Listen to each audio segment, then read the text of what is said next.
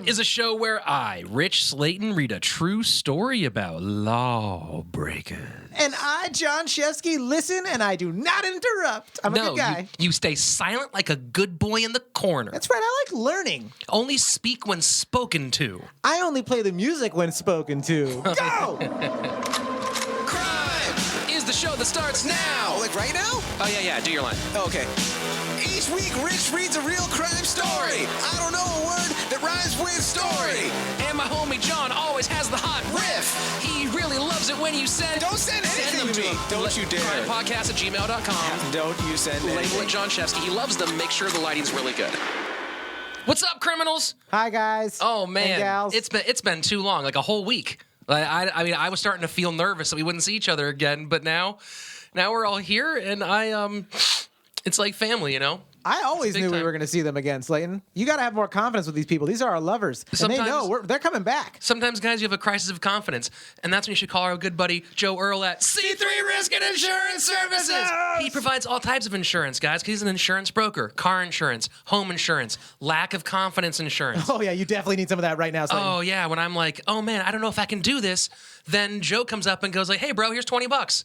I think that's how insurance works. I'm not entirely sure. That is not how it works at all, but you know what? Let's sell the product. It's still great. Go hit up our buddy Joe Erle, c3insurance.com/Joe, or call him 619-233-8000. Tell him Shefsky sent you. He loves me. And if you get a policy with him, he'll give you a $25 gift card to Amazon.com. Where you can actually buy people to listen to your podcast, and then you won't have to worry about your confidence Or you can anymore. just buy confidence, I think. They sell everything there. Oh, anything's made in China, they sell it on Amazon. And if you want to help our confidence a little bit more, you can always go to the Patreon and jump on patreon.com/CRiiiME. There might be a pod on there. I'm not entirely sure. It's in the show notes. You know, if you type in crime with 3 eyes, Probably. you're going to find us. On there, you can get the extra bonus episodes of myself and the Shefsky hanging out, doing goofball shit. It's actually great. It's better than this podcast. And the Sticker of the Month Club, where you get great things. Like, there's definitely... Dude, I'm just gonna tease this right now. What are you teasing? I'm pretty sure the month of August or month of July is going to be the Dot Your Eyes and Cream Your Pies sticker. I have a feeling that one's coming. I love how you're really stringing them along on the Yeah. dot your eyes and cream your I mean, pies. not much of a tease, really. Just a saying what'll probably happen. It's worth the wait, dude. You got to pump a few times before You know what's before you cream way the pie. more than worth the wait? And it's been a long time waiting to make this happen. It's been a while.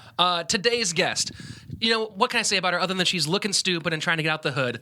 Put your virtual hands together for our good friend, Punkie Johnson! Whoa, what's up? I love looking stupid. It's one of my favorite things to do. That's what we're about. I love looking stupid, doing stupid shit, saying stupid shit. All right, You're in the right place. my hashtag. I'm gonna have to start my hashtag. Just looking super stupid. Eating stupid shit? What is Eating that? stupid shit? Rhino droppings? These is my nuts. These is the closest I get to the real thing. So I like to have a pack. You know what? Y'all the only podcast I come to and y'all have snacks. Yep. And y'all get me my drink from Starbucks. Is that the correct one? We just told her strawberry and lemon shit, and she was like, I think this is what it is. Well, the strawberry lemon thing is, it's like some type of soda water on ice, and they muddle strawberries and put lemon. So it's like a... Oh, but this is so this better. is It's like a strawberry lemonade. It's refreshing for a hot day. Okay, yeah. So this comes in even super hard, though. This is a pleasant surprise, right? We got you the wrong drink, but it's still great. Oh, it's anything with strawberries is good. Strawberries is an aphrodisiac, so I will eat, drink, suck. That's why I don't let Shefsky have strawberries around me ever, because the tension is already too strong. But you let me have cantaloupe, but that does even worse to me. Even Adam C. Arnold was born on December 20th, 1829, Lord. somewhere in France. Oh, a French story from the mid-1800s. I'm getting hard. When he was 3, his parents, simple farmers named George and Sophia, put their family on board a ship bound for the United States. So France is just not really much of the story at all anymore. Although, Oh, man, I got all excited about France and, like beef tartars and, like...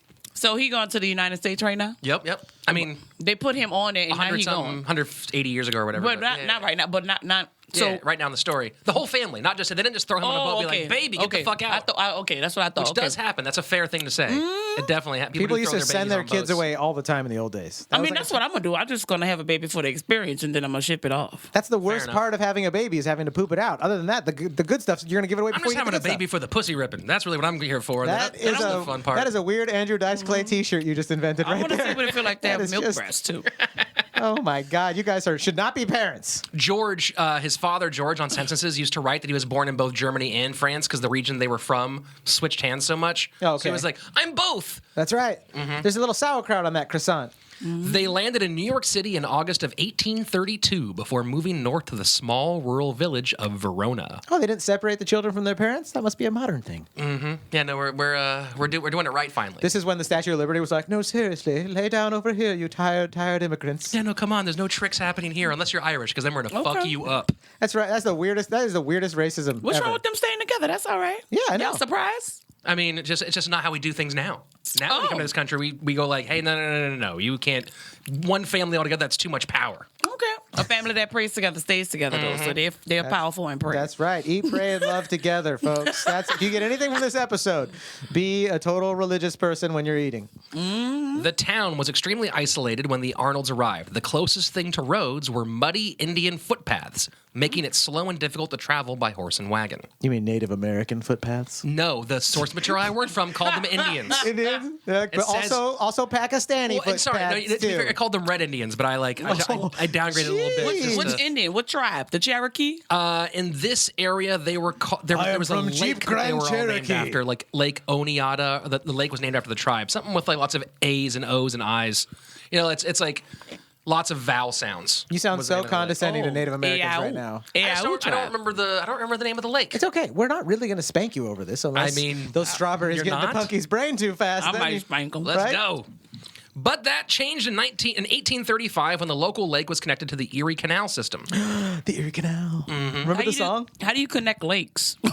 Well, that's actually all you can do. That's how the lakes get made. You got to connect them. That's how No, we. but like, how do you connect it? How did it get? If it was Well, disconnected, how was it connected? they built a canal. Punkie, they just made people Like, you know the LA shovel. River that's not really a river? You know, that's concrete thing that has water, like when it rains. I ain't never seen it. You've never seen the LA River. Where is that? You ever watched a rap video? It's in every rap video for is. like 22 years. I don't watch TV. Car chases, Terminator. You ever seen the? I watch a lot of porn. Oh, Terminator. They film porn in LA rivers. Oh, there's definitely that's for sure. Yeah, for sure. Oh, In there's the gotta- river? There's got to be an LA Well, there's river no porn. water down there. It's a giant concrete. It looks like it's a giant concrete skate park that goes in the middle of all of LA. I probably saw that. You've seen it? I probably saw that. That's why I didn't think it was a Have you river. seen a movie that took place in Los Angeles? Have you ever Well, been? this is challenging. Have you ever been riding your bike on a bike path and been robbed? It was in the LA River. Yeah. I there we think go. that I know what it was, but it didn't have water in it, so I didn't consider it the LA River. Yeah, it's just like Oh, no, a it doesn't. giant. It's a giant concrete. it's like a little canal. It's smog- down in the ground. Yeah. The smog What you- flows down. Yeah, so it. they built big canals to connect this lake. That's to in other the things. east. Yeah. Okay. There we go. See? Tying it in. Where was I with the canals? Oh, yeah, so they connected to the Erie Canal system. Suddenly, merchants and adventurers passed through town buying goods for travel or sale out west. Adam, described as a, quote, rather spirited young man fond of sportive pastimes, watched in envy as travelers briefly stopped in his quaint little town on their way to excitement and fortune. By the time he was a teenager, Adam developed an interest in business, due in no small part to his father's new endeavor as an investor in property and purchaser of mortgages. So these are pretty square people. They're in the real estate industry in the middle 1800s. Why these kids can't be like that today? Okay. Well, you're going to find out more about this kid. that Yeah, you're no, gonna be like, they I'm all glad. have YouTube channels. That's the purchasing property of That's right. 2018. Punkie, these are Vine stars of the 1830s. Boom. There you go. Fine. Okay, whatever. Even back then, investing in property and mortgages was a cutthroat business. With no banks, it was up to private citizens to decide when to foreclose on a mortgage, kick the owner to the curb, and make a handsome profit. Oh, so there was just a ton of vigilante real estate justice in the old days? 100%, dude. So here's what'll be happening is like you buy a house with a mortgage. I buy the mortgage from somebody else. And then I go, oh, hey, you missed a payment by an hour. This is my house now. You foreclose on it? Yeah. And then you have to go through the Indian mud path to hope that you find something better. That sounds like a weird anal sex The thing. Indian mud path? Oh, dude. She It's let like, me go. it's like a closer from Amy Schumer's last special. Me and the gal went out for drinks the other night, and she got so faded we went down the Indian mud path. Tell you what. How y'all doing tonight? Now that's funny. That's my Larry the Cable Guy. That's the Southern. That's my mater. It was all right. All right. On New Year's Day, 1856, 25-year-old Adam married Maria Digert, a soft-spoken woman from another farming family. They immediately built a fancy new house in the middle of town on one of the lands he gained through a failed mortgage. Oh, basically the land he stole. He's a scammer. The land that he purchased legally by getting someone else's land and then telling them to leave. This guy better not be part of a dynasty that's still going on today that they still own all the real estate. I'll be fucking pissed. An announcement ran in the local paper, quote, Another Arnold has been beguiled by a woman. May he never, like his namesake of revolutionary memory, prove a traitor to her, and by the new year, so auspiciously begun, lead him safe through the besetting temptations of life. So to translate that, the whole thing is like, hey, another dude got married a chick and hopefully doesn't cheat on her, and also doesn't cheat on her. That's what this whole announcement says in Old English. Okay. I thought it was okay for men to cheat on their women back in the day. No, cheating is if you go to the whorehouse, you take care of your business. That's not cheating. But you didn't actually you didn't date someone else and say that you're going to marry someone and take them off the market. It's an That's ancient cheating. biblical rule that it's not cheating if you pay for it. Prostitution isn't cheating. It's when they're going, you're like, oh, you're hanging out with this chick, going to the movies, letting her whine about her day to you. I wish I would have been known that. Yeah. Right? I mean, I'm never going to pay for sex, but I wish I would have known that. Punkie, we all pay for it in some way or another. You ever heard? I ain't paying for shit. I make these hoes pay for me. Time is Dude, money. that's the pimp. I have to reverse it, and you guys can reverse it too. Don't fucking think you have to pay for this shit. Make these hoes pay for you. Oh no, my wife every day she gives me $20 allowance That's good. for not asking her for sex. Well, good. Yeah. Good. I'm doing good. Within months of his wedding, things started to go wrong. First, a mortgage sale fell apart when his partners got wind that the deal was, at best, barely legal. Ooh, that sounds like a hot deal, huh? The moment I wrote that, I was like, Shefsky's gonna think it's a porno. Gonna get a real boner right Barely now. legal volume what is my question. Barely legal, volume 1852. I'm talking about the Mofos Network over here. Yeah, barely legal in 1852 is a whole different definition because you were getting married at like 15. So. Oh, thanks damn. for turning me into a perv again. Yeah, it's the most. I'm talking barely legal now. 2018. This show is just me entrapping you into Chris Hansen-esque situations. Really? Yeah, that's mostly what I'm here for. The pervy podcast quotes. He was soon under investigation. Someone's going to make like a soundbite thing of all my pervy quotes. It's going to be like, no, come on, those are taken out of context. And then I'll listen to it and be like, actually, those are all in context. Those are all completely accurate. Yeah, Everything's fine. That's right, no big deal. Then, on March 20th, 1856, his newly constructed house burned to the ground. Is there something suspicious going on? Was his... The paper ran another article. Fire! Let me read the goddamn article. Remember, You're gonna read the... I thought I got to read some of these articles. Okay, you can read this article from right here. From right here, you can read that article. Thank you. You want me to read it how you wrote it? Fire! The new dwelling owned a house... I knew this was gonna go for it. house owned and occupied by Mr. Adam Arnold was entirely destroyed by fire on Friday night. Mr. A and the family were absent at the time of the conflagration. Conflagration? Oh, come on, you mess up every 14th word, you dick, of the conflagration. And every article of furniture and... Then you damn sure don't want to give it to me. I'll fuck that whole paper. Mr. A, you're going to read it next, but no, you don't worry. God damn it. Mr. A and the family were absent at the time. Actually, this should be read more like this. Fire! The new dwelling house owned and occupied by Mr. Adam Arnold was entirely destroyed by fire on Friday night. Mr. A and the family were absent at the time of the conflagration, and every article of furniture and clothing in the building was wholly destroyed. $700 in bills, that's $20,000 in America these days, were in the house at the time. The fire was undoubtedly the work of an incendiary, and circumstances seem to indicate. I'm really under the gun, folks. And circumstances seem to indicate that. And circumstances seem to indicate that the money was first stolen. And circumstances seem to indicate that the money was first stolen, and then the building fired. We trust the scoundrels who perpetrated this daring act may be brought to justice. The article ends by noting that Mr. Arnold had an insurance of $750 on the building and furniture. Hey, Slaton, that was a great reading that you did right there, by the way. Thank you. And I feel like some. Should I recap that since that was a complete nightmare? Oh, sure. Yeah. So the article basically says, hey, his house was destroyed, but the family wasn't there. They lost all their shit, including a bunch of money that was in the house, 20 grand's worth in today's money. And it was very clear that someone set the house on fire purposely. And so they think that there were thieves who stole their shit and then, to be dicks, burned the house down. But as they note, Mr. Arnold had an insurance of $750 on the building and furniture. Of more than it was worth. He had a big... Something is fishy, Mr. Arnold. Or should we say Roseanne Arnold? And then we pull the wig off, Scooby-Doo style, and it's Roseanne. And then she just says a racial I didn't mean to comment. burn it down. I was just on Ambien. That's right.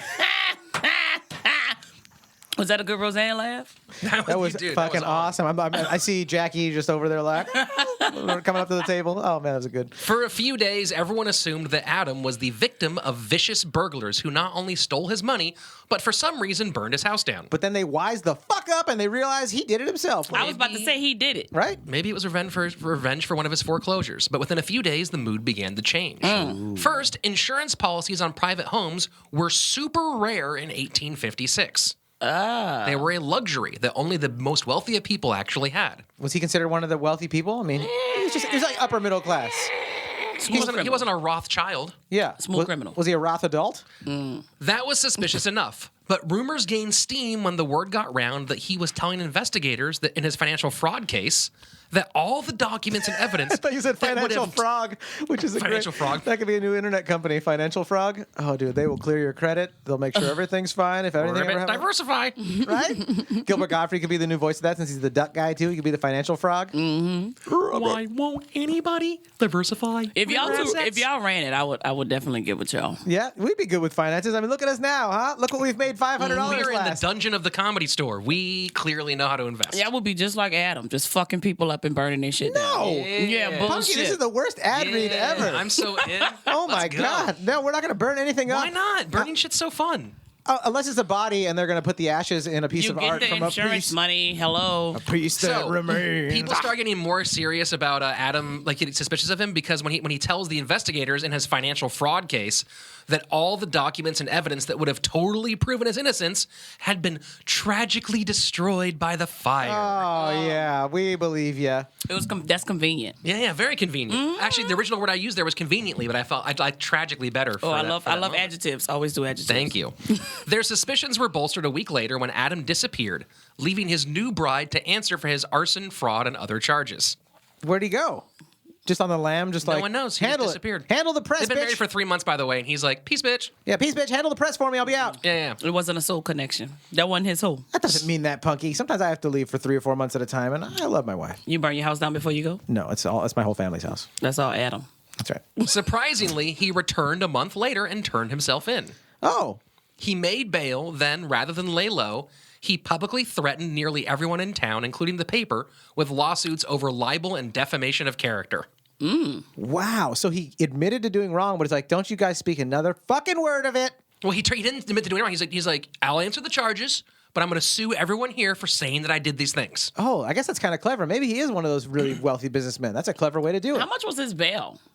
I don't know what the bail was. I'm going to guess $50, which probably something in that range. which is what, like $1,000 today? I mean, a lot. We'll hear some of his bail amounts later, and they're shockingly low. Yeah. Yeah.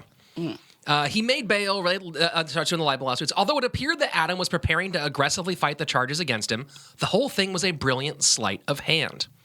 While everyone looked at the lawsuits in his left hand, they failed to notice that his right hand was preparing to leave.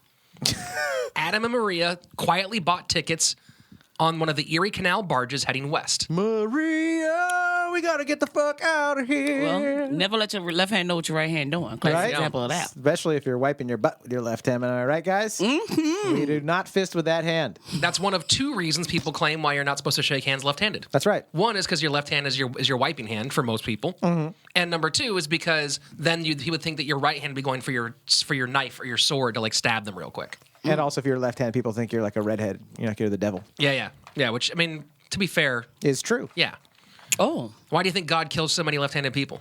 Does he? Is there a statistic for that? No, there's not. No, there's you're not. way more likely to die in an accident, in like an industrial accident, because most things are made for right-handed people. Are you about because, to- like for correct-handed people? You know what I'm saying? Are you making this up as you go? No, and you're about to be like, just kidding. This is one of the few times when I'm not bullshitting you at all. Oh, okay. Left-handed people have a higher rate of like serious injury and death in like industrial or other accidents Oh, my- because everything's made for right-handed people. We've got to warn Kurt Cobain and Jimi Hendrix. They used to make this spoon.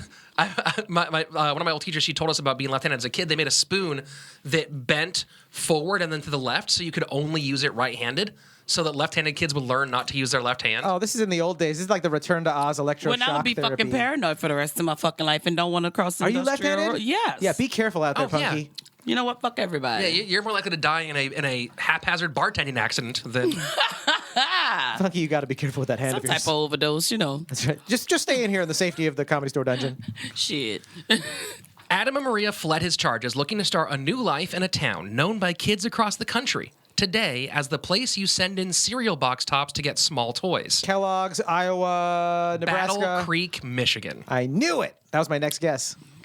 While the Battle Creek Toasted Cornflake Company, a.k.a. Kellogg's was already around at this time. was still 50 years away. Never mind. So there was a Kellogg's. Kellogg's and Post still existed at the time, but they were not cereal companies. They were just like general food companies. I'm back. They are around. I was right. The small frontier village presented opportunity. Over the course of the decade, it had more than tripled in size, from 1,000 people to 3,500. But it still had a rough and tumble frontier identity. It was the perfect place for a young scam artist like Adam, as even the name Battle Creek was a bit of a fraud. The town was named after a guy named John Mullet and his pals. John Mullet. His last name was like a haircut that was badass. Mullet? John yeah. Mullet. He had a mullet? He had a. Did he have a mullet? Is it named after him? Are the toilets and the haircuts named after this one guy, John Yes, Mullet? everything. Oh my God! Isn't it John Crapper? And or mallets, because of mispronunciation. Like if you have a mallet that you use for croquet or something, named after him too, but it was like a... someone messed I up the believe word. it. Yeah. I always tell the truth. So John Mullet and his pals got into a fight with some members of the local Potawatomi tribe. I think I'm Potawatomi. It's hard to pronounce. Do you want me to read it? No, I got this one. Okay, let Punkie Down get at the this one. bottom line.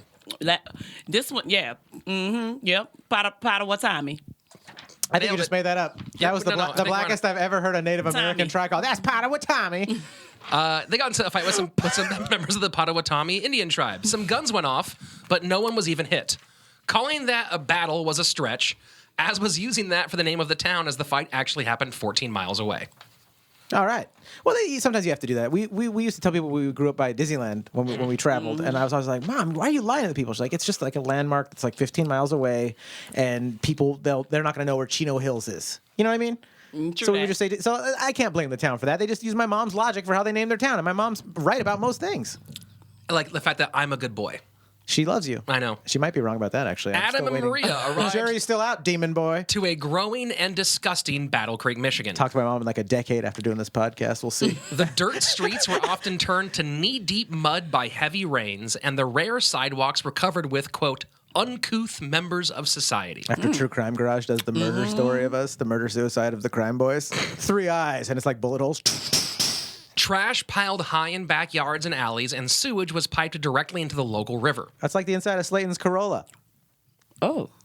I mean, it's not that bad. Oh, no. It's There's fine. no sewage yet. I'm embellishing like the people that named the town, man. You're being harsh. Adam jumped right in to the community. Seeing the need for pumps and pipes, he bought the second story of a defunct factory, summoned his younger brother Martin to help with their new startup. Adam told everyone that he learned the business as a boy in France, failing to mention that he left France still wearing diapers. Oh, yeah, trying to sound all cultured. You're from here. You're not exotic. Oh, I'm starting to really fall in love with Adam. Are you? Oh, he's one of the yeah. best. He's one of the greats. You don't like Adam? You're falling for him? I don't know yet. I'm falling for his mind. I don't like yeah. schemers. I'm falling for his soul. yeah, I don't Punkie like- sees soul. I'm not a schemer guy. I like the local roller hockey coach or a police that lets you off easy. You Adam know? is a fucking genius. Huh? There we go. All right. I knew I invited her on here for a reason. Yeah, so you guys could team up with your moral judgments. Before long, Adam built his own factory and a new house. The front yard of his home was decorated with a large fountain, which served as both an advertisement for his pump and pipe business and as a status symbol, as it was the first and only fountain in the entire town. That's so cocky. Does he know we're going to have a drought in 130 years, you fucking wasteful asshole? Out in Michigan. Right? Oh, yeah, Michigan. Well, they're going to need it in Flint, too, you prick. He probably still owns that town, too. In 1858, Maria gave birth to their first child, who died of illness that year. In Nice- 1860. Nice That's inflection karma there. for the house. Yeah. She gave birth to a son, George. You think white-collar crime is worth the death of a child, man? Did you write the Bible, Punkie? It Shit. depends on who, man. Karma is a bitch, man. George didn't die, though. He was cool. George still live? George lived past his infancy, so that was Oh, good. okay. Yeah. Okay. Adam became a central part of the community. He even gained a popular nickname because of his successful new business. Kellogg. Everyone called him Pump. Oh. They called him Pump? That's what we're going to call him from now on, is Pump. Because he owned the pumping factory? Because he owned a pump factory. Because he made a bunch of money making pumps. You pump-ass bitch. Yeah, pumps and pipes. Pump's not dead. He liked to pump that pipe. You know what I'm saying? Come on, Adam get in is there. a pump rocker. His Adam wife is must have started that one. Oh. a pump rocker. Oh, yeah, he's a real pump around here. Skeet, skeet, skeet, skeet, skeet, skeet. Another baby coming. But for some people, having a good business and almost healthy family just isn't enough. Yep. Yep. We knew this was coming. Pump began to supplement his income by making loans. This was common at the time, as banks rarely gave out small personal loans. What do you think he needed extra money for at that time? If you don't have typhoid, right? You don't know that air conditioning is about to be invented. I can tell you right now. what are you gonna How tall was he? Like 5'9"ish. Okay, that's not it. It's pretty good for that time period. To get pumps. He makes pumps, but also buys pumps so he can get those calves toned. Those Well, it just Napoleon depends, Nikes. you know. Little men need more than what they have. Is that true? If you have Napoleon syndrome, yeah. Yeah. I'm gonna let my short friends know that. Why do has some. you think that we're both doing so okay? It's because we're so tall. We have our average height. If we were short, we'd be killing it right now, bro. You think Yeah. so? That I actually. consider getting my legs, my legs physically altered. Like Oh yeah, like so those that- Korean chicks that have Yeah, their yeah. calves like No, cut like off. what I'm gonna do is take my shin and cut out like a good 6 inches of it, and then move the bottom part of my leg up. Oh yeah. Have it fused together, so I come in at about like 5'6" instead of the solid 6 feet that I have going on. Could I get your extra? Because then you'll be short enough to be encouraged. I by want your the shortness. extra. I want to be a taller dyke, Are you serious? Fair Marty? enough. How tall are you? like 5'4.5". Is height a big thing in the lesbian community? Is that like It an is issue? not, but it is to me. I feel like I'll look better. My family has like egg body syndrome. Okay. So I feel like if I was a little bit taller, then I would have a nicer look body. Okay. I support you. I mean, you know what? To be honest with you, Punkie, like You're the first in my. I am a tissue donor, so you're the first on my list when I Yeah. get the surgery done. The first will time I take saw it. you, I was like, I thought she'd be taller. I'll kick your motherfucker. I'm just joking, Punkie. I think Shit. I like you just the way you are. So Pump begins to supplement his income by making small loans because the banks didn't really give personal loans. And in fact, until the 1950s, almost 60% of loans came from pawn shops, which is basically how Pump ran his business, taking personal items or mortgages as collateral. His favorite collateral was the pocket watch or wristwatch, as it was easily resold if the loan wasn't paid. At any given time, he held between 50 and 75 watches. And this is in the old days before people were being able to buy them cheap. It was like they would get handed down Oh, yeah, these are generation to serious. generation, Oh, yeah. made by actual people that like craftsmen that knew how to do all the yeah. gears. Yeah, these are Also, fancy. when you're in this business, you get to learn to know like what's good quality and what's not good quality. Sure. Like if you go to a pawn shop and you take them a shitty watch, they're like, "This is a shitty watch." They already know that. Yeah. But in those days, like him having 50 or 100 watches is like it's like he has a reserve of $50,000. Oh, it's like the Bitcoin of the day. Yeah. Ooh, very good reference. Slit. Untraceable Very cool. value is much more stable than Bitcoin, to be honest. But Yeah. whatever, not a big deal. Okay, yeah. Let's talk about how many people buy Lamborghinis with stopwatches, Slaton. Go on with your Many story. of these he ended up selling because of his insane interest rate of 50%. Oh my God, he is a dick. Most people only went to him when no one else would help, which was a very bad idea. How does anyone go for 50% on now anything? Now he's becoming a shark. Yeah, and you still get juicy for this fucking dick, Punkie? He's an asshole. Well, it's not for his dick, for his mindset. For his mind dick. I'm just saying attracted to even go out for lunch with this Listen, guy. ever seen- I love pieces of shits. Okay. Okay, as long- But he's blatantly out there saying like, look, this is what the fuck it is. You can't afford it. I can't. I'm gonna give it to you. If you can't get it back, then fuck you. Boom. Listen, you guys, it's a very aggressive room. I don't know if I can hang out with you kids. I don't know how I evolved in a world full of gals like you guys. We should really terrified. start a very shady business together. I'm excited about it. Slaton. My Jew powers and your powers put together? Come What over kind to of the light powers I side. got? Your Jew powers and my Negro powers? I was gonna say like your devious like business strength. Well, I'm very aggressive, and Yeah, I can just look at a person and they'll be You like, guys all should right, go back to deal. Motown and start a record label together and screw over a bunch of artists. It sounds perfect. You guys really know what you're doing. Yeah. I'll use- Oh, there we go. Yeah, together it would be Team Jew Grow. There we go. Ah, That's what's Jew up. girl. I like that. Huh? Love it. Yeah, Negrish. that also works. Oh, dude, we've made up so many racial slurs on this show. My favorite is Gracism. Gay racism. Oh yeah, Gracism is From the good. talk last episode. Gracism. And now we got Jewgrish. Yep. Sam Wardell. So we're talking about people who went to him when they had no other place to go, and that was a very bad idea. Sam Wardell had only been in town for a year and already had a rough relationship with Pump Arnold. As one paper put it, quote, "It seems that these parties were frequents at the residence of a woman whose reputation is none of the best, engendering thereupon between them a rivalry." By reputation none of the best, that's a nice way of saying they had both fallen in love with the same prostitute. Oh, see, that's kind of sweet. See, we was right? on the same level for Yeah, that one. well, that's, I you thought know, that was beautiful. As a clerk at a boarding house, paying for sex was an extravagance, and Sam soon needed money. But the only person who would give it to him was Pump Arnold. Oh, so what? Okay, so what's going on here is that he needs money to see his girl that he's in love with? He needs money to see the hooker they're both in love with, and the only one who will loan it to him is the guy who's competing with him for the hooker affection. I've gotten addicted to like You going can't to have certain a restaurants. rivalry with somebody that have more money than you. Yes, you can. I mean, you can, but that's We're dumb. about to see how it's going to fuck somebody's life up, I think. I can You tell just undid the plot of like 98% of movies. I can tell by Slaton's You can't have a smile. rivalry with someone who's richer and more successful than you are. Hey, Mighty Ducks, why don't you guys hang up those skates and just go back to shoveling walkways? That's exactly. Sam's going to come through and take over on Adam. So, of course, Sam was unable to pay back his loan.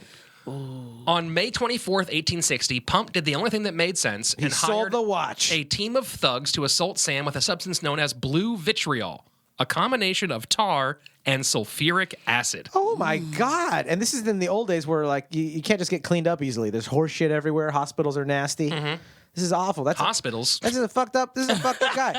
This is what he's doing to a guy that he knows that he borrowed money to see his love too. Despite being blinded and horribly disfigured, Sam still sued Pump and won a judgment of $6,000. Fuck yeah, Sam, you go, Around boy. $175,000 today. Now get out of town, Sam, because something bad's gonna happen if you stick around. Adam. Get your hoe, then get out of town, Sam. Yeah. But- Purchase that hoe. Purchase that hoe. Purchase that hoe. Save her from a life of shit. Purchase that hoe. She'll be happy, right? But Pump. Butt pump. Oh man, that's one of the best ones. Oh, if this was a live one and Robert had the foam finger. There you Butt go. pump. But Pump, having learned about the upcoming lawsuit, I like butt pump. transferred all of his property, business, and wealth to his wife. On paper, he was completely Oh broke. yeah, he's too fast See? for you. Sam See never why- saw a dime. See why I love Adam? Punkie loves how he's just can I say hello to my little switcheroo bank account thing. Yeah. He's a smart businessman, dude. Martin, his brother, was so disgusted with how Pump was acting. He was like, "Fuck this," and went home. He was like, "I'm not even. I don't want to be. I don't want to be part of this. Yeah. So there is some morals in his family. Yeah, just not him. He just has no morals. Yeah. He's just a wonderful person. He probably has a tumor in his frontal lobe. With his reputation slightly damaged due to his ruining another man's face, Pump turned his focus back to his legitimate business. Did the guy's face really never heal, or what? Oh yeah, it's totally fucked up forever. He was partially blinded and severely disfigured. And it did never- not turn out well. What? There's plastic surgery in 1860s Michigan. Okay. Is there even plastic surgery there now? Touche, They ain't lady. even got watered. Yeah. They can't have surgery. Hey, you don't have to tell me about the water thing. I brought it up. I'm worried. Using his business of pipes and pumps, he opened a public bathhouse next to his factory. In a town with no indoor plumbing, it was easy for the wealthy men of town to ignore the indiscretions of the proprietor. It quickly became the hangout for men to gossip and make deals. He used his connections and savvy to grow his businesses until 1873, when he decided to get out of manufacturing. It was perfect timing, as less than a year later, a grease fire wiped out most of the industrial district, ruining dozens of men. But not Pump Arnold. Interesting. And did he have insurance on all of those men? This guy, he's irreplaceable and invincible. I know, right? Wait, was the grease fire suspicious at all? There actually wasn't much suspicion on the grease fire. Okay. That one they kind of traced back, and there was a factory that was like 3 doors down that had greasy, oily rags and didn't take care of them properly. Okay. And this was like 1860, so there's no 1873. There's no regulation. Yeah. Like no one came by There's and said, no "Hey, OSHA. your workshop." Yeah. There was no OSHA. No OSHA in those EPA. days. Just oh shit when something goes wrong. Am I right? See what you did there? Folks. Because OSHA. Folks. Dude, There were I knew we're friends for a disasters. reason, and this is it. There were disasters in the old days. And all these episodes have culminated in this moment. And we riffed on it. Seeing the railway bringing new immigrants through town on their way to the west, Pump saw an opportunity. He began to invest in hotels, but the rooms for rent were barely consequential. The real money came from selling booze. Oh, so, okay, yeah. Okay. Yeah, this is a business we understand, right? Where the I real money definitely comes from the understand. drinks. Well, Yep. yeah. I mean, in comedy, it's like, well, what do the clubs do? They sell booze. Placing his hotel next to the train station, he made the entire first floor into a saloon with a piano, played by his teenage son. While most of the immigrants George. didn't speak, oh yeah, George is hanging out. George is Hey, alive. and well. George, What kind of all right. What kind of Piece of guy? shit junior. Yeah, what kind of guy is George? Is he? Piece alright? of shit junior. Maybe we'll find out what George is like as time goes on in the story. Oh. Who knows? Okay. While most of the immigrants didn't speak English, it was easy to recognize a place to drink. Yeah, no shit. Cervezas, beer, good times, happy water. Come on down. I don't care where you're from. Just buy my shit. Most everyone, even the ones just passing through for a few minutes, stopped in for a quick one. Of course. This is where Pump made his money. The immigrant men, mostly carrying gold, would hurry off the train for a drink.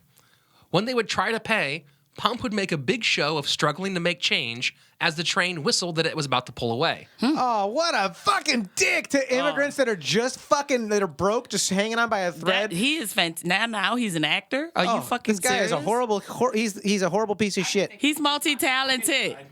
Game recognized game, but also emotion. Wonder where emotion is. The men would be forced to run and catch the train, leaving their money behind. Of course, Pump wasn't satisfied with fleecing only the men who left the train. So he devised a plan of boarding the train with snacks and drinks he would sell to the travelers. But when they paid, he would pull out a large bill and claim he'd already used all of his change on that particular bill. So all this guy did was constantly like, oh, I'm so sorry, I don't have any change. Sleazeball.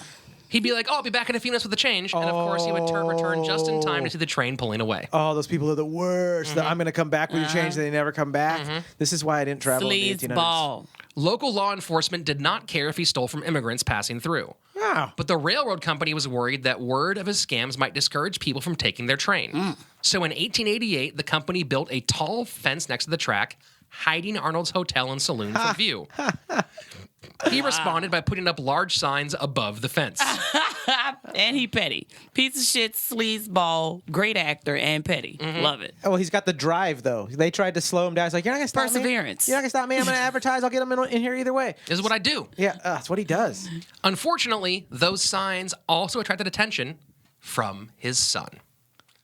While Pump abstained from alcohol, shit. George did not. Yes, George. Possibly due to the fact that he grew up working in a bar.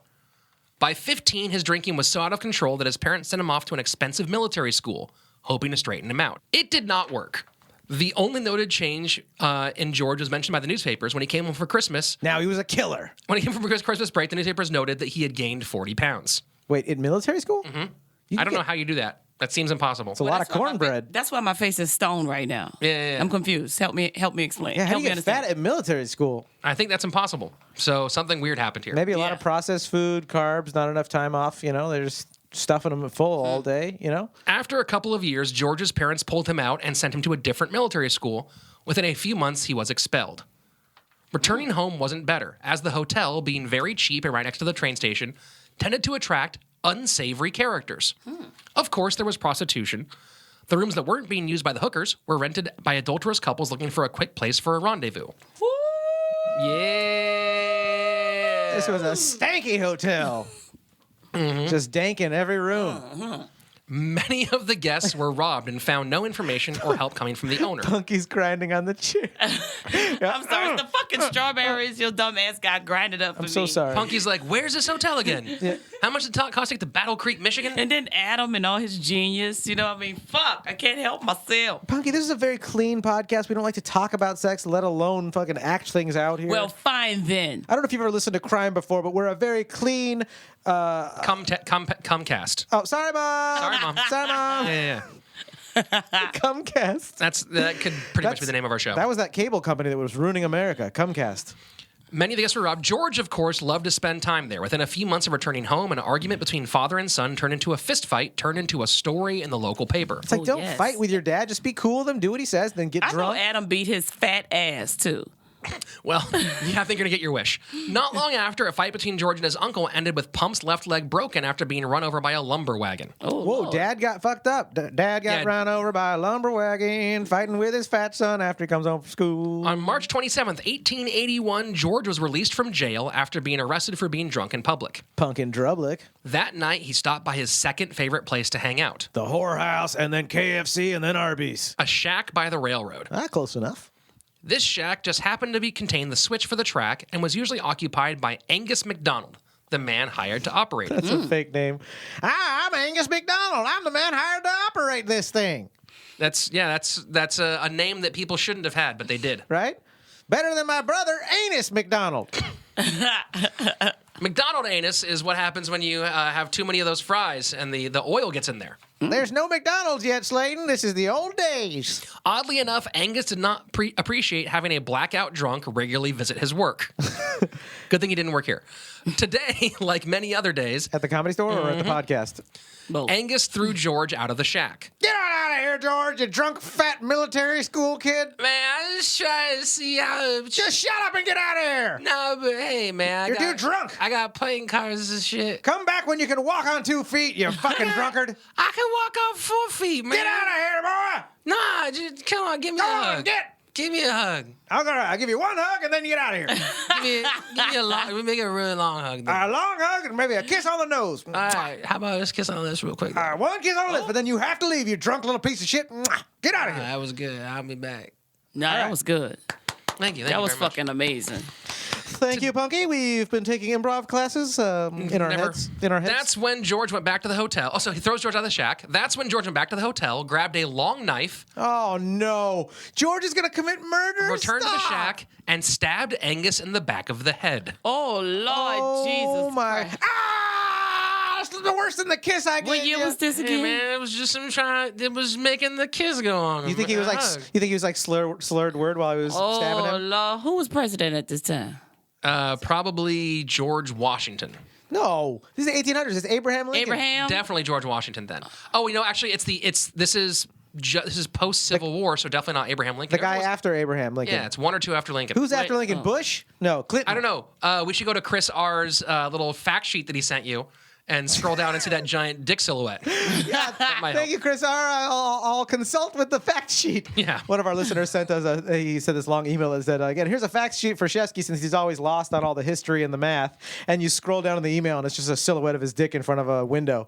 Oh. It was Yeah. great. It's actually really funny. We have good. We have active listeners. That's right. and we're proud of them. Yep. Fist bump, dude. Oh, well, I want a titty silhouette. Tell me titty about it. silhouette? I want a titty Titty. silhouette Hey, too. you know what? Well, at the end of the show, we'll invite you when you send your dick pics in. If you want to send in a titty silhouette for Punkie, we'll make that happen too. What about Please. Punkie and Shefsky? Why, just let- no. why do I always have to have the dick pics? Because you get what you deserve. Mm-hmm. I want vivid areolas. Vivid. Vivid. Oh yeah, dude. Like about blondie areolas where you can kind of see the little blue veins through them. Come on, baby. Send them on in. So George stabs Angus in the back of the head. When Angus spun around to defend himself, Wait, the knife wasn't stuck in his head? it did. Nope, it was not. George slashed him across the face. Oh, gross. Realizing he had kind of fucked up, George panicked and fled the city. What, did Angus die right Angus survived there? with serious wounds, Like old school wounds. very threatening wounds. But like now he looked super dope though. Yeah, now he's getting laid. Yeah, I'm worried about the back of the head. The face gonna get them yet. Angus getting them old school dick pics, the ones with the poof, the smoke and the sparks. Pump Arnold would have helped his son, but he had legal issues of his own. He had just barely escaped a conviction for more financial fraud after trying to pull a banknote scam. He hired a man to dress as him, take the banknotes to another city and cash them in. Then he would telegraph to say the notes were stolen and ask to have them replaced. But the man he hired was a moron. Now, there's 2 things that happened. First, the man he hired was a super drunk who like freaked out and told the cops what was going on. And so you couldn't wear a wire then. So instead of wearing a wire, when he went to meet Pump Arnold to like discuss the plan, he was like, "Oh, I'm kind of deaf, so can you speak louder?" Why? Because people And the were right outside the door? The cops were like outside the door listening as he like loudly told the plan. I thought you were going to say undercover, like wearing a wire in those days. You'd have like one of those. Hey, then we put the gold in the back of the minis, and then we're gonna speed away. And also, I murdered that guy. Can you please repeat that? The cops are I mean, I have a hard time of hearing. The whats have the hard time with the who? Just say what you did louder so I can understand. We're gonna steal a lot of shit, and also murder is cool. Don't tell anybody, by the way. You get that, boys? I mean, yes, thank you for saying that loud. This is gonna go well with no problems. Please don't tell me Adam was that dumb. Did the cops rush in? So- Freeze! We got him! So they went through the plan anyway. So now this guy who he hired got cold feet on both sides. He was afraid of Adam and afraid of the cops. So at the last minute, he asked his brother to fill in. Oh, my God. And that guy was such a bad actor that he got arrested on the spot when he was trying to turn in the bills. So he turned into just being a writer or a producer? Pump only avoided jail because there was no direct evidence linking him to the brother. Ooh. That was his argument in court. His argument in court was like, hey, there's a bunch of evidence linking me to this other guy, but the guy who committed the crime, I never met that guy before. And they're like, makes sense to me, not guilty. Wait, his own brother? No, this is, so like the guy he hired got hired his own brother to do some shit. Oh, The guy he hired pussied out and was So like, hey, bro, can you fill in for me? So the sloppiness actually, even though the crime didn't get done properly, when it came time to get in trouble, Pump got off because of the If sloppiness. it had all gone down exactly to Arnold's plan, he would have been busted. And the fact that this thing all fell apart because this guy was a moron, completely saved it. I'm telling you, the devil runs this realm. Yeah. I'm telling you. And it pays off to work with dumb idiots. He then, of course, refused to pay his attorney, and the home of the arresting constable mysteriously burned down. The fire was barely cold when he was raided for selling illegal liquor disguised as medicine. It is medicine, though. I mean, you could argue that. To avoid jail, he attended a meeting of the Women's Christian Temperance Union. That sounds like a real good time, right? Fucking boring! Where he publicly signed a pledge against the sins of alcohol, promising to never sell a drop of booze ever again. Aww. Lying to never sell it? Okay. The saloon was still open the very next day. Yeah, of course. Yeah. For the next 5 months, things were relatively quiet. George even returned to town, facing no charges for some reason. What? Wow. Oh, because the constable getting whatever. Or because Pump paid off the guy to not press charges. Oh, dude, organized crime. Where the fuck is Maria? Well, we'll come back to Maria in a minute. Okay. And by the way, nice work remembering the name. That's why they got That is Punkie. impressive. That's why they pay you the big bucks. You heard? That's why we get you the super strawberry Yeah, drink. you know what I'm saying? Maybe it's what's in the super strawberry drink that kind of activates Punkie's My superhero. endorphins are hot right now. So things were pretty quiet. I mean, in July, Pump Arnold was ordered to pay a man $31.65 for hitting him over the head with a keg of beer. But most of that was to replace the keg, which had shattered on impact. Oh, my God. Yeah. To Pump, things were going pretty great. Pump's just a fucking mean-ass organized criminal. Yeah. Oh, yeah. He's a businessman that fucking doesn't care about people's welfare.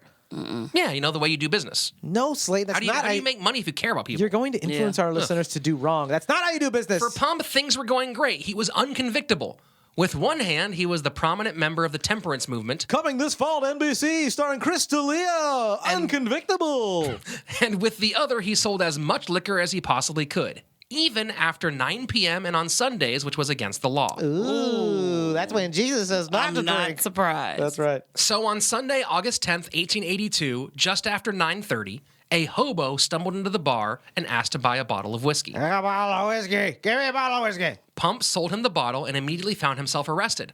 I'm a cop, you fucking idiot. Just As the kidding, you're under patron arrest. was actually the town's new mayor disguised as a homeless drunk. Did he turn around, do like a little spin, take off his hobo ball cap or whatever they call it, the bowler's cap? Just joking, folks. I'm actually the new mayor. How you doing? The trial was a big show. The new mayor this fall on Fox, starring the hobo guy. He's black, he's Latino, he's gay, he has no legs, he is the king minority. He's going to be the mayor of your town. He can't. Well, I guess you could set him up like that, huh? Yeah. Yeah. Yeah, you can do that. Because I'm like, where's the warrant? I don't care. You can't go undercover like that and set me those up like that. 1882 warrants Yeah. that they're all about? Yeah. Oh, yeah, with the edges all burned Yeah. off. They look like they've been soaked in like a tea leaves. Who's that? I'm pissed that we got to go to trial now. Yeah. I'm all team Adam worry right now. about The I'm trial team was a Pump. big show, with the mayor demonstrating his outfit, complete with fake mustache and a tattered suit. I got these suspenders right here and a nice little belt buckle and extra pockets. I like these pockets. Mm-hmm. Yeah, I like to imagine that he also just smeared himself in shit to really sell it, and people are like, that was unnecessary. He's like at the trial, he's like, and if you see, ladies and gentlemen of the jury, I smeared deer feces all over my chest. It gets dried up in the hair. It adds to the hobo-ness of my smells. Then I chew on garlic and skunk tails for about 45 minutes. He's the Daniel Day-Lewis of sting operations. He's like, first I learned how to be a shoe cobbler for 6 months in the Alps. Then when I came back, The prosecution even had a star witness, a detective, who'd stayed at the hotel for 2 weeks posing as a guest, buying booze every night after 9 p.m. Ooh, the setup what is a real. dick. As much as I don't like Adam, it's just funny that he that this guy stayed at the hotel for a week or two. Yeah. And you're like, don't you have something better to do? But then you realize they had to bust this guy. This is what he was hired for. He was a detriment to society. He's being a dick. He threw acid in people's face like he's like, goddamn Taliban, get him out of here. Where's the acid when you need it now? The Right? defense put Throw Pump some on the LSD stand. in people's the faces, tar? right? The defense put Pump on the stand, who told the court the detective was an unreliable witness as he had been drunk every moment of every day. Well, you'd be drunk too if you had to put deer feces in your chest hair so that you could do your goddamn job. What Pump forgot was that selling booze to a man who was already drunk was also a crime. Ha! I knew that. That's why I got you busted for I didn't it. know that was a crime so early on. Yeah, right? It's been a crime. Oh, it's been... I thought that was like a night 2000 type thing. Nope. No, the cuppeth overflow. It's your fault, bro. That's what they used to say in the The old days. jury sentenced Pump to 20 days in jail and a fine of $68.43, Are you serious? They smacked him on the hand? Worth up to what now? $1,600 today. How much money did they spend for a week putting the sheriff in the hotel? The undercover guy? How much was the deer poop? I mean, really? Just so they could fine him for Well, let's see. $1,000? Like, what a waste. I mean, if you do the exchange rate, it was probably like, he probably had to put like 2 ounces of deer poop on his chest for that. Ugh. So today that's like 48 to 55 pounds of deer poop. Oh, that's If you're, right. if you're taking into account And if it's inflation. just one hobo, today it'd be 58 hobos. He was arrested and fined over and over the next couple of years, something he described as, quote, the cost of doing business. I was just gonna say, great writing, Slaton, because I could feel that coming. Where it's just like he's basically taking it out. I'm like, it's just it's what I got to deal with. But at the end of the day, I'm out and I'm making more money. While the city continued to slap him on the wrist, they were afraid to do any worse. Pump had publicly threatened to pull up and leave town if the law truly cracked down. As one of the city's biggest employers, this would be a disaster. Oh, it's like those Republican campaigns where they're like, you don't want to lose the tax benefits of having this fucking evil business in your state. He's brilliant. Oh, he is. He is. He's playing everyone. That's not there's nothing you can do. I'm bringing in that paper. He knows he brings so much value that he's like, I could just be a piece of shit because I bring value to your area. The fines were so regular that he developed the habit of putting a note on his checks to say that they were for city donation. You know what? This piece of shit, that is funny, though, that he used that sense of humor about it. At that point, you would just be like, well, if they're letting me getting away with it, they'll just raise my prices the word $1. donation is a big word. Yes. So To further protect his business, Pump constructed a building called the Arnold Block. Each floor was for a different vice. One was a flop house, another for prostitutes. What's a flop house again? Is that for opium? It's sort of like, it's where like scumbags, it's like a scumbag hotel. That's Best a way to cool put it. name. Welcome to the Scumbag Hotel. Sounds like a Guns N' Roses song. The Scumbag Hotel. So one was a flop house, one for prostitutes, another for loan sharking, and the bottom floor was a saloon. Now, in the saloon, instead of having a piano like normal, he put a giant organ so you could hear it from blocks away to attract people to like come party at his saloon. Yeah. So they could play like all the songs now from he a fucking Baptist church. Yep. Okay, all right. The entire thing was built top to bottom for crime. The walls were extra thick to prevent sound from escaping.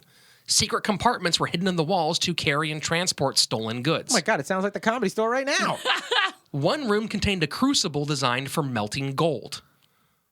Like they would take, when they stole people's like chains, they'd melt Just it melted down. Yep. Genius. The cellar had compartments with doors of solid iron for who knows what. Oh my God, like he would have prisoners? Possibly. He has his own dungeon? Possibly. Oh my God, this guy's Angus. fucking terrifying. There you go. That's Bring where Angus Black ass back Angus. down here. To attract customers, Pump tried a number of promotional ideas, including keeping a black bear chained in the yard just close enough to the sidewalk that it would swipe at people as they walked by. That's fucking torture. Now I fucking hate this guy even more. One kid, there's actually a story where one kid was feeding popcorn to the bear, and the dad turned his back, and the bear like tackled the kid and didn't let go till the kid gave him the popcorn. But the kid survived? Yeah, kid was fine. Smart bear. Yeah. Bear knew what was up. That's animal cruelty and fucked up and dangerous for kids. Here's This my favorite part about this new building. In front of the building stood a giant statue of the mayor dressed as a hobo. Oh my God! I'm back to liking this guy. That's hilarious. That is great comedy. Just straight up disrespect. I love disrespect. That is great comedy, though. Oh yeah. Pump wisely turned over operations of the saloon to someone else, his alcoholic son. Oh Jesus, George! At least once a month, George was arrested for various offenses, ranging from drunk in public to beating up his dad or uncle. While he had the money to pay his fines, he usually opted for jail time out of pure spite. Eventually, the courts had enough. After beating a man with a ladder handle, George was sentenced to 90 days in the Michigan asylum for insane criminals. That's how they fucking had enough. Was they give him 90 days in the Michigan Wow. asylum for insane criminals? It was the most violent prison in the entire state. Oh, okay. So 3 months there might actually be Might kind of suck. pretty rough. Yeah, it might be kind of brutal. Okay, well, maybe they did the right thing. Yeah, you might. I don't believe in draconian rules. And that's though. when George got the nickname Pump as well. You know what I'm saying? Come on. Gross. Oh, see what I. Oh, poor Georgie. Oh, boy, By George. now, things were so bad that Maria Hey, bitch. took matters into her own hands. Welcome back, Maria. She placed ads in the newspapers urging people to avoid taking loans from her husband. What? And she's still married to him? Oh, yeah. Wow, we got a real Beat Melania. that bitch ass. We She's gotta supposed to be ride or die to me, bitch. We supposed to go up in flames together and cool off together. Slap the shit out of her, Pump. She even posted an ad offering a $25 reward for the prosecution and conviction of anyone caught selling booze to her son.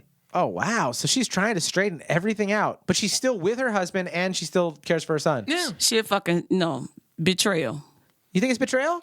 You stand by your damn husband, okay? Well, I don't give a fuck. But Punkie, in a way, she is standing by him. She's trying to straighten him out and get him out of this crime stuff and save her son from a life of crime and alcoholism. He obviously do not want to straighten the fuck out. If he wanted to straighten out, that paper would have been like, oh, Pump now realizes he wants to change his life. So Maria steps in and help. It didn't say that. It said Maria's like, hey. Maria's like, no, she's sick of this shit. Mm-hmm.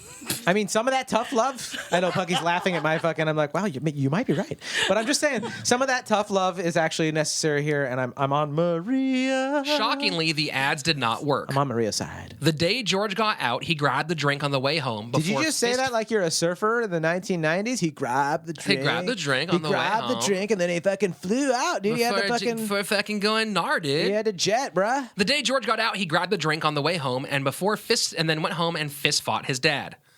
He was fined $10.46 and made to sign a paper saying that he would, quote, treat his father with becoming respect. Oh, my God. They're just slapping these people's hands. Do these people run Enron? Who are these people? Are they still in charge of everything? They're just slapping their hands. Months later, both men were back in jail for another public fight.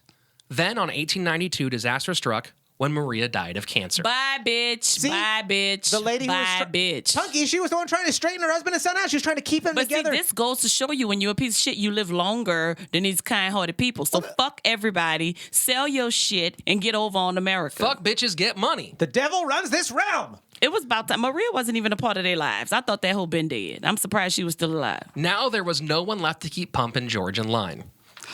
Everything was relatively calm until December 18th, 1894, when Pump contacted the newspaper to take out an ad. His son, George, had disappeared, and he wanted to offer a reward for any information. Oh, fuck. The next day, Pump reversed course, telling the press he believed his son had probably drowned in the nearby canal and that he would ask for it to be drained.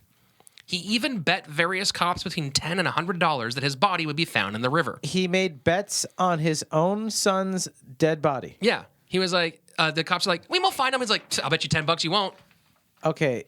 I'm more disgusted with Pump now than... No, I've been pretty disgusted with him since the beginning. He's a piece of shit. So he don't think... So he don't think his son is in the canal. No, he does. He does. He does. Everyone else is like, your son's been missing for he's a drunk who's been missing for 2 or 3 days. And Pump's like, nah, he probably drowned on the canal. I'll bet you $100 he's there. Okay. You think he does. You think my son's not dead? Yeah, I'll take some of that action. I bet you he's dead. Okay. I mean, it's just fucking disgusting, Pump. The police, understandably, were not ready to give up on a missing persons case for a drunk adult after just a couple of days. Can we start calling Punkie Pumpy? Punkie Johnson. Hey, I only want to be called Pumpy after midnight. Boom. After midnight, she gonna pump it all away. Pump agreed to organize a search party of his own, but it would only operate at night when he was done with work.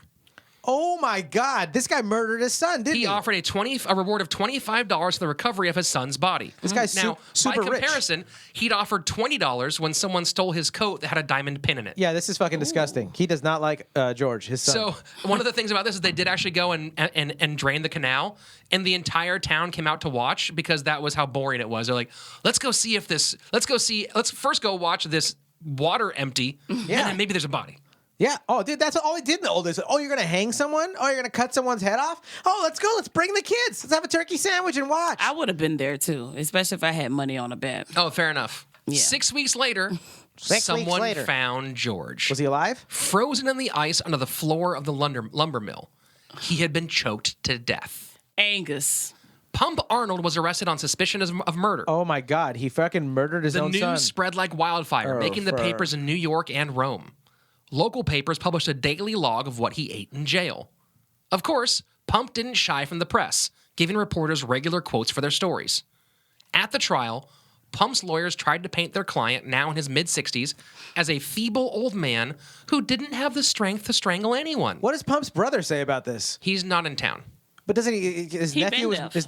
I know he left, but isn't he? He's read the news, right? He's either in Paris or Rome, right? He read the papers. Yeah, you know what? I'm gonna guess he always said like, eh. That's what I'm gonna guess. Hey, he's probably just like, my brother and his fucking kids. Brother's such a dick. They're just a fucking bunch of disasters. So in order to try to paint him as a feeble man who didn't have any strength to strangle people, they asked for a couch for him to rest on, hoping it would sell the image. But he didn't exactly cooperate. While he did lay on the couch, Pump would regularly jump to his feet and yell at the witnesses. When he wasn't screaming, he alternated between crying and sharpening pencils. That's what I do in general. Yeah, I like sharpening. I miss them actually. I'm gonna get a pencil sharpener after this. I just threw. I had like a 25-year-old pencil sharpener, like electric one that you plug in. I just threw it away the other day. It stopped working. It's something about that. It's something. It feels good to just sharpen a pencil, right? That's what I'm saying. If you can't It's find some me, type of refreshing vibe, like really. yeah. It is. It's you starting something new. You take a pencil that's been worn out and beaten. Sometimes you want to put yourself through a pencil sharpener in life, right? You're like, I'm kind of turning into a Especially dull if I pencil. need a little fade. This reminds me of like one of the worst, like those really shitty street jokes you would tell when you were in like 4th grade. Okay, so here's probably one of the worst ones I ever heard. 3 guys are walking through the woods and it starts to rain, so they run over to a farm, and the farmer says, "Sure, you can stay in my barn, but whatever you do, don't put your dicks in the holes in the wall." And they go, okay. So they're hanging out in the barn, and then one of them goes, "You know what? I see that hole in the wall. I just gotta put my dick in there." And he puts it in, and he's like, "Oh, this feels so good." And then he fucks it, and he's like, "Oh, that was awesome." The next guy goes like, "Oh, maybe I should try the second hole then, if that's so awesome." He goes there, he's like, "Oh my God, it's warm and wet." And he fucks it, and he comes, and it's super awesome. The third guy goes and puts his dick in the hole and goes, "Ah!" And he runs out of the barn. And then the farmer comes in and goes like, "What happened, guys?" He goes, "Oh, we put our dicks in the hole. The first 2 were great. The third one was terrible. What happened?" He was like, "Oh, well, the first one's my daughter. The second one's my wife. And the third one is my pencil sharpener." That's a horrible joke, Slaton. Yeah, I told you it was a terrible joke. I'm kind of turned on by the other parts, the regular fucking that happened in the glory hole. yeah. But the pencil sharpener thing, yeah, Punkie's not even. You're just. We need penile reconstruction. You can't restructure. Yeah, they're gonna use that as like a rind for a cocktail Yeah, now. I need a They're not time gonna- machine Yeah. at that point. Oh yeah, so many things we need time machines for on this show. Yeah, shout out to my old friend Joe Perucci. need a- who told well, me he that need a joke penile probably organ donor. I'm gonna guess in 1992. Oh man, it should We were in, have stayed like, in second 92. grade. All right. The prosecution finally called their star witness, Effie Mead, George's fiance. Oh. I knew he was a little hoe. She provided key facts, like how Pump was holding on to George's $8,000 inheritance from his mother, worth about $250,000 today. It's not even that much money. How Pump regularly supplied his son with alcohol to keep him drunk, and how he would beat George with a rubber hose. That's kind of funny, but still fucked up. She testified to seeing some of Pump's men carrying a big box from the block, large enough to hold the body of a man. Oh, whoa. So she was like watching it and going like, they're carrying that. That's my boyfriend. Pump jumped to his feet and screamed, "You're a liar, Effie Mead." Then she dropped the bombshell. She had witnessed the murder. Oh, During yet another argument at the block, Pump kicked George in the shins, so George grabbed a stick. That's when Pump grabbed an iron poker and whacked his son in the head, knocking him down, Oh my God. before jumping on top and strangling him to death. Jesus Christ. He then turned to Effie and threatened to shoot her if she told anyone. Holy fuck. On December 26th, 1895, the jury deliberated for 3 hours before returning with a verdict of guilty of manslaughter and a sentence of life in prison. Finally, life, huh? Lock this motherfucker up. He immediately appealed and was somehow granted bail. What? What the fuck? You want him to go down. You are so Yeah, bad. I'm a man of justice. My favorite character He in did Breaking not Bad. fucking I kill think you George. did. I think you might have unplugged your microphone. You got so angry there. No, I didn't. Testing. Oh, there you go. There we are. He did not fucking kill George. That little whore, Effie, is fucking lying. Oh, you think Iffy killed him? No. Yeah, let me tell you something about Pump. He's got a reputation, Punkie. He's been doing fucked up shit his whole life. Pump is not a fucking murderer, okay? Yes, he is. had nothing to gain by killing George. He threw acid in that one out of anger. What did he have what did George have on him that he didn't have? He had everything. Punkie. Well, A, they were kind of angry. He was just an and angry B, dude. He didn't there's like $250,000 on the line. he too. didn't value the sacredity He of human knew he life. was going to maintain that $250,000. George is not as halfway as smart A as lot of his murders father. you don't plan out ahead. A lot of murders you're like, I'm kind of pissed off right now, and I murdered you. It's the heat of passion. Fuck that. No, fucking if it did that shit. Think Iffy did that? That's the conspiracy theory. Why would she do it before she got married, though? That's the conspiracy theory. She has no legal anything. Interesting. Punkie, She's trying. Okay. who killed JFK, Punkie? I bet you got a theory. My dick. Yeah, dude, it's so big. Split him in half. That's the best answer because I didn't expect it and it's hilarious. Punkie's dick. You just see Punkie's I'm too clit. into It's crazy. this damn It was story. from the comes out- grassy knoll too. That's like she just shot it off. Like bam, power back into the left. It'd be funny if Punkie's clit like opens up her jeans and goes like, "Huh? Someone call me?" and then closes it back up again. Well, possibly. His case made it all the way to the state Supreme Court, Why? Because he was a high profile? Because he's but famous? he never saw it argued. because he died. He killed died. himself. He had a As heart his attack. health began to decline, he appeared to have a crisis of conscience. He arranged for his entire estate, worth the equivalent of millions, to be left to his friends at the Women's Christian Temperance Union. Oh, wow. On the condition that they provide a suitable monument to him and his wife. On March 4th, 1897, Adam Pump Arnold passed away from poor health. Many prominent members of town attended his funeral, where the Women's Christian Temperance Union installed a beautiful, expensive new grave marker for Pump and Maria. A few weeks later, Pump's will finally went into judgment, and the union was shocked to discover that they inherited nothing. In a final act of revenge, What a dick. he had transferred all of his assets to a friend before drafting the will, getting the pesky prohibitionist who had caused him so much trouble to spend a ton of money on his gravestone before sticking them with the bill. What a douche. And that is the final act of Adam Pump Arnold. Adam, I fucking fuck with you. I fuck with you. I'm too into this story. I'm invested with this story now. Apparently, the statue is still around. You can still see the statue. The hobo? Of the hobo mayor? That's Yeah. hilarious. I think that was the one redeeming thing about him that I actually thought was great was the fact when you have the money to do a joke like that, because a joke that costs money like that, and have something erected, a statue, is hilarious. He never confessed to the crime Never, not once. because he didn't do it. You don't think he did it? Mm-mm. I don't know. I think he did it. He's not a murderer. I wasn't there, but He might be a thief. You think that his he's a murderer. fiance strangled him to death? I mean, it's possible. know We what don't know. beefy ass Yeah, did. we're just reading lines here. We Because they don't did know who find they are. So they definitely know it was strangled because they did find bruises on his neck that were the shape of a hand. yeah. So the coroner's report found that he'd had a bruise inside of his skull, which was where he he was got hit with a poker. and then it found marks on his neck for 4 fingers and a thumb. Yeah. So he definitely had been choked. And there was a bunch of other his shins were bruised. Yeah. So all the things that Effie said in the thing, all of them showed up on his body. Sure. So there's some questions going on there. He did a bunch of shade in those couple of weeks. He did a bunch of shady shit. The big one being, I'll organize a search party. We only search at night though for a couple of minutes using torches. Everything was super goofy with that dude. I mean, if nothing more, he was guilty of just being a cold-hearted asshole. Guilty of being a dick. Right? Guilty of being a dick. I sentence you. You're sentenced to life as being a dick, and people will always think you're a dick. I'm still a fan of Pump. After you die, podcasts, which aren't even invented yet, will talk about you, and then their listeners will know you, sir, Are a dick. Punkie, where can people find you? Oh, just at me, Punkie Johnson on everything. Oh, wait, no, not Facebook. I got hacked. That motherfucker took all my shit. Just Instagram, holla.